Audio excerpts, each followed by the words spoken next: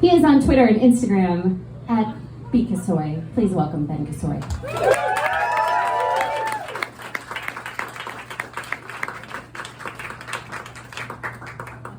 Hey everyone. Oh, how do I adjust this? Oh, there it goes. Thanks for being here and squeezing in here tonight. Really appreciate it. I'm gonna read a handful of poems.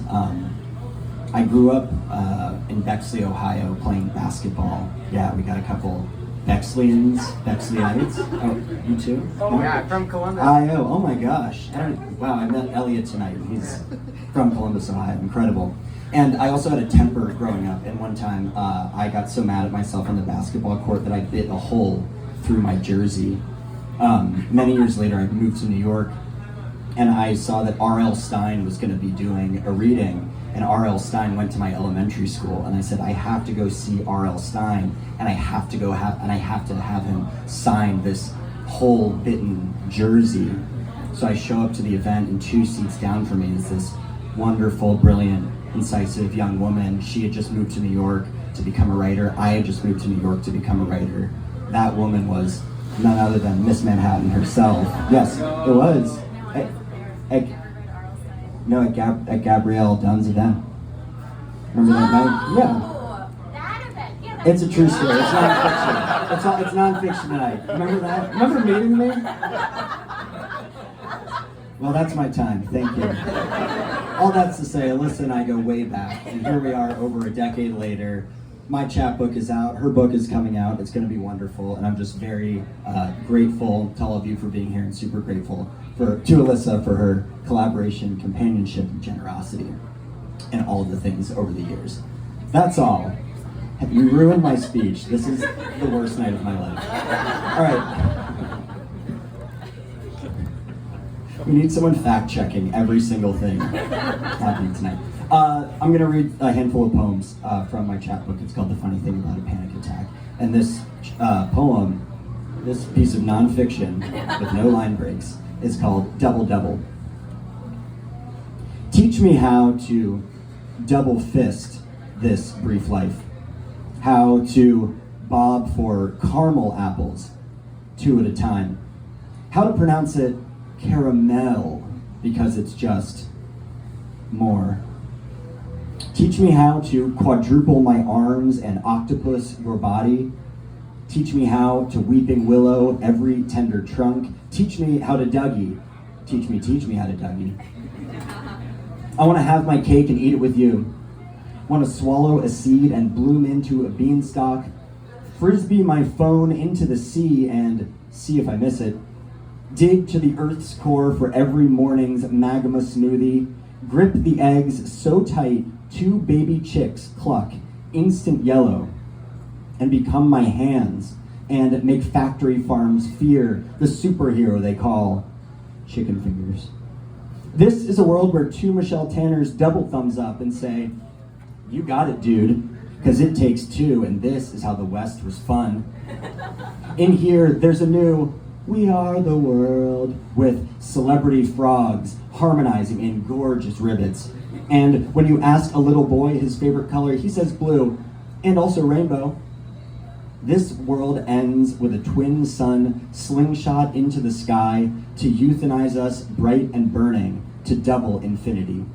Double clutch, double dutch, double dip, double hiss, double yes, double wet, double death, double empty these feelings onto the hardwood floor.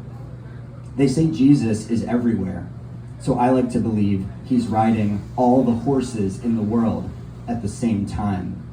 That, teach me how to that. Thanks so much. Woo! Elyssa, how many years have you been hosting this reading? 9.5 in October, and that includes during COVID, during the lockdown, when you had it digitally. So I read at the reading, was it the first digital reading in May 2020? Or was it one of them? I read at a reading in May 2020, and a wonderful writer, she's over here, a beer hog, also read an incredible essay, and I reached out to her afterwards and I said, your essay was so beautiful, and I can't wait to read your poetry. She said she was a poet, and she wrote back a really generous note and said, I know you say you write essays, but you're a poet too. And that had never occurred to me. And and I never thought of myself as a poet until a beer said I was a poet. And that really catalyzed my journey into poetry. And a beer, this is the first night a beer and I have actually met in person, and it's almost 3 years to the day of that May 2020 reading. So a beer, thanks a million for everything and for being here, and it's just a privilege and a pleasure to have you here and to meet you in person.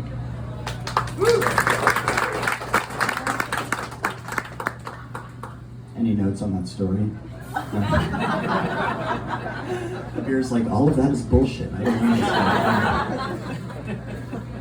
understand. This one is called Notepads. I always wanted to make notepads out of restaurant checks. You know, those numbered sheets they use to take your order at a diner. But when I looked online, the only places I could buy them were restaurant supply stores. So you had to buy them in bulk, like you were, you know, a restaurant.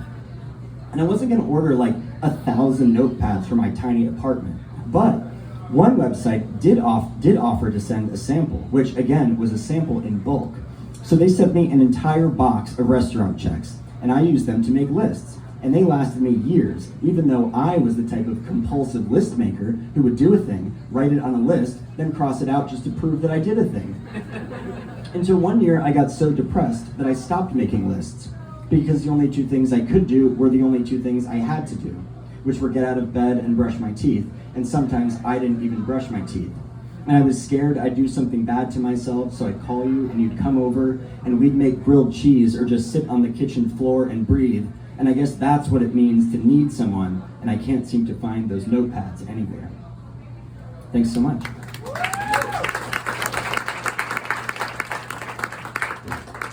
One of the readings I came to, I'm going to do a poem and a little anecdote in between. These poems take me 45 seconds each to read. 10 to 15 minutes up here, we're going to really milk it. One reading I came to many years ago, there was this writer and this comedian, and he was so funny and so brilliant, and I was like, I gotta keep an eye on this guy. I gotta stay in touch with this guy. I need to see where he goes and what happens with him. I was asked to curate and edit a series of essays for a website that no longer exists, and the essays were about the relationship between reading and romance. So I asked all these amazing writers to write pieces. Elyssa wrote one. It's fantastic. Is that true? It is. It's true. Elyssa wrote one. It was wonderful. And the writer from the reading, through Elyssa, I reached out to him and I was like, would you like to write an essay? Do you have any ideas? And he said, I have just an idea. I want to write about how queer hookup culture is like a Jane Austen novel. And I said, that sounds like an incredible, yeah, some people see where this is going. So I said, that sounds like an incredible essay. He wrote the essay. It was fantastic. So funny, so amazing. Years later, I heard that this writer was making a movie based on the essay. The writer was Joel Kim Booster, and the movie was Fire Island. All thanks to this reading and Elyssa. And happy Pride. Great. This one's called Elegy for Jimmy. You tried to punch their point guard in the face. I won the sportsmanship award. You drove dauntless to the basket face first. I wore sports goggles and made the tennis team. You scorched your face lighting the fireplace in your parents' living room. I made the tennis team. I sliced my finger in home ec class and stopped eating apples. You brought weed to school just because. I called to say I was sorry when you didn't make the tennis team, but that wasn't why you went to another school, to rehab, to another school, to another state. You wore your anger on your chin. I pushed mine down deep, like my grief, like my shame that we lost touch, that I never asked what happened, that I can only remember the ways we were different, and none of the ways we were exactly the same. Sometimes you don't feel real until a text on Christmas Eve.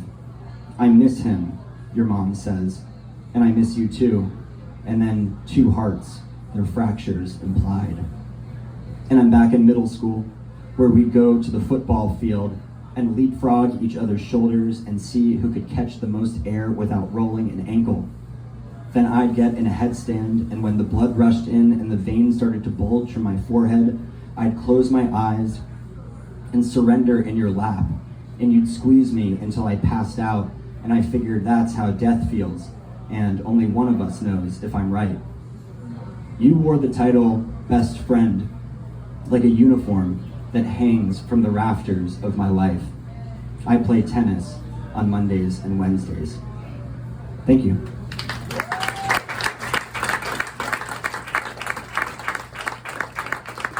Thanks so much to everyone who's already ordered the book and the chapbook and said nice things. Many of you haven't received your copies yet. There have been some supply chain issues or something. I don't know. Thanks, Obama. Am I right? The publisher told me that all of the outstanding orders, will be filled tomorrow. So if you don't get your copy by like Monday or Tuesday, please let me know and we'll protest or something. I don't know. I'll send another email. Two more. This one is called Brent.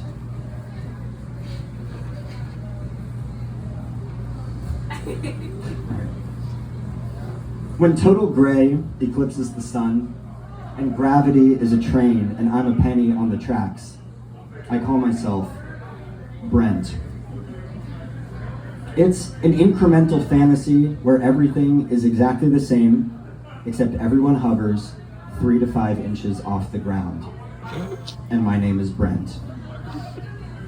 I'd heard about the frogs and the boils, the burning bush and the lamb's blood dripping down the doors, but in my endless flat and dark, I looked and couldn't find God.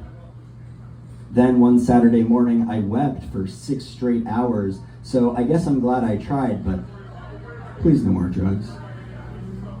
For months, I ricocheted from the jungle humid bed to the bathroom's frigid floor, while Brent wrote a movie about a gentle mobster who only speaks in riddles. So when he says, "Jackie's still got my eggs beating from breakfast to brunch," what he means is, boy, do I love your mother. And when he says, "Head over to Noshington and keep the roly roll until Pop pops in," what he means is, I'll see you at dinner. And when he says, "Look at them beautiful flowies," what he means is, look at those beautiful flowers. This is a disaster. I can't turn the page. What could have gone wrong? My nightmares are full of bloody, toothless mouths and portals to nowhere. But Brent's daydreams are full of trapdoors and rotating bookcases, fugitive nuns and ringing payphones, prison keys smuggled inside taxidermied doves, and a long-lost Van Gogh stashed in the tire well of a 1953 Buick Wildcat. Today I reach elbow deep down my throat to find nothing but fog, while Brent reads the silence like Braille and discovers the echoes between each line, the universe between each eyelash, and the possibility between my niece's 2 front teeth. On today's pages, Miss Jackie Flaggs will paw into her blue ribbon-winning pie at the county fair and emerge with apple-slimed fingers and a golden pistol. Then she'll skip town with a righteous vigilante who looks a lot like old Uncle Brent, but 3 to 5 inches taller. Thank you.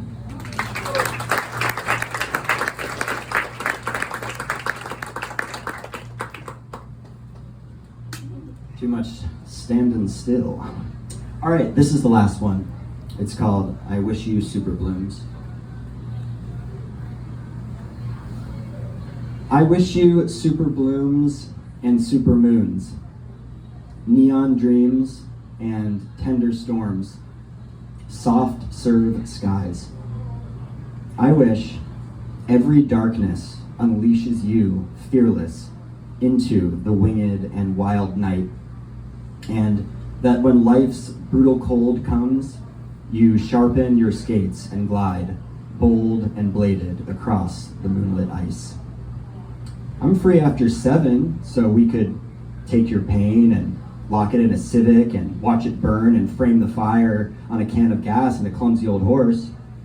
Or stuff it in a JanSport and climb the cliffs of Moher and open your bag and watch the seeds of sadness float away like dandelions into the fog. Here's to the day I'm here and you're there, and you look in the mirror and see what I see. This is the morning you arise as your own cavalry. By noon, you're exponential, blessed with the power to lift your finger and move the decimal point of the day all the way to the right and into the endless future, multiplying the zeros of your life like pancakes placed end to end around the globe.